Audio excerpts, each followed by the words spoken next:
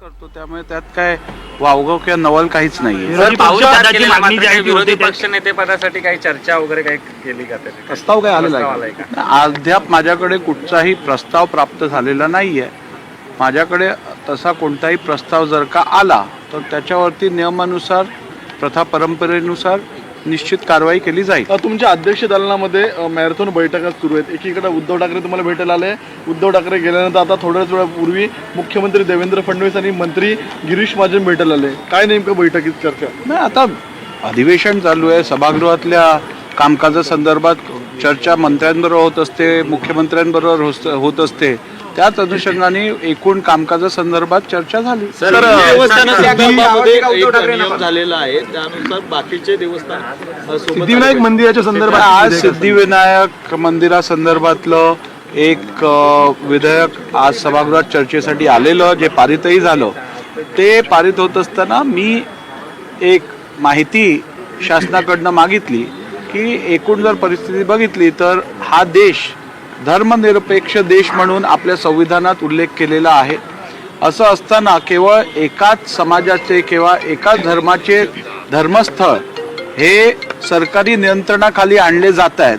या संदर्भात कुठेतरी समाजात, धर्मामध्ये किंवा लोकांमध्ये एक असा विचार येतोय की एकाच धर्माची धर्मस्थान का सरकारी नियंत्रणाखाली आहेत, इतर पण धर्मस्थळ जी असतील त्यांच्यावरती सरकारी नियंत्रण का नाही.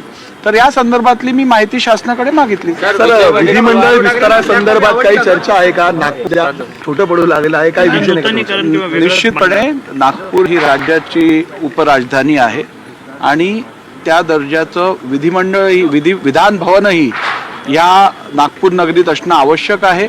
त्यामुळे आज इकडे आमच्याकडे दोन्ही सभागृहांमध्ये त्यांचा विस्तार करण्याची गरज, त्याचप्रमाणे सेंट्रल हॉल हा नागपूरमध्ये इतकी वर्ष नाही आहे तर सेंट्रल हॉल निर्माण करायची गरज, त्याचप्रमाणे नवीन ॲडमिनिस्ट्रेटिव्ह ब्लॉक जागेची खूप कमतरता आहे, मंत्र्यांची दालनं ची कमतरता आहे, इतर ॲडमिनिस्ट्रेटिव्ह कामासाठी लागणारी कार्यालयाची कमतरता आहे.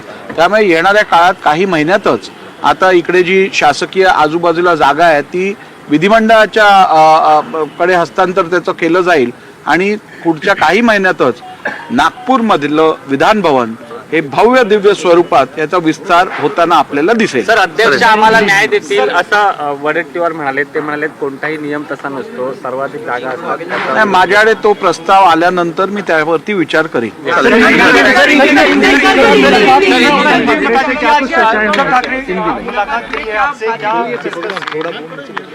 आदरणीय उद्धव ठाकरे जी इस राज्य के एक दल के विधिमंडल गट नेता है और स्वाभाविक है सभी गट नेता अध्यक्ष हो, मुख्यमंत्री हो, इनकी भेंट लेते हैं, उन्हें सदिच्छा देते हैं. सदिच्छा भेंट थी